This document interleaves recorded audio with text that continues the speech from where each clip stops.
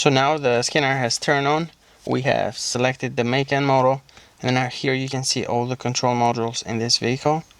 And this is a multi-system scanner, so it's able to get into all these modules. But what we're interested in this case is the airbag module. It might say airbag or it'll say SRS. But once you go to that module, here we'll be able to read and clear codes. You can also view live sensor data from those sensors that have to do with the airbag module. So you can see here all the different sensors that you have that send a message to the airbag module. You can select any of them and press checkbox and it will display the value. So that's good for troubleshooting. But we have the airbag light on, so we want to go to read DTCs. DTC stands for diagnostic trouble code. And then right here we have the fault codes here. And what's important here is to pay attention to the state. Here it says active code, and that is why the airbag light is on. And we have 1, 2, 3 active ones. You might have other codes, for example, low voltage. That's a common one. But if it says passive or stored, then you don't need to worry that for that code at the moment.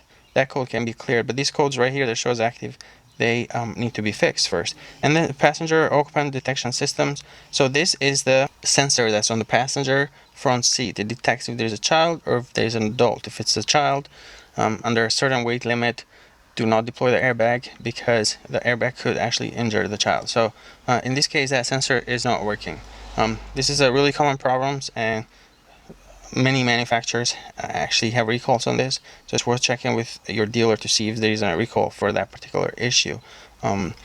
But once you do fix that problem, then you can come back in here and then you go clear fault code, press yes, yes again, and then you want to turn off the ignition and turn it back on.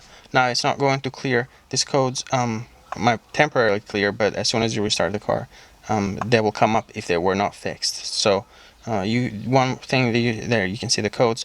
What you can do is you can fix the issue, then you come back here, reconnect the scanner, and then the state should change from active to passive. And only when you have all the codes in passive state, only then can you clear them and reset that airbag light. Otherwise the airbag light is going to stay on. And that's it. Thank you for watching.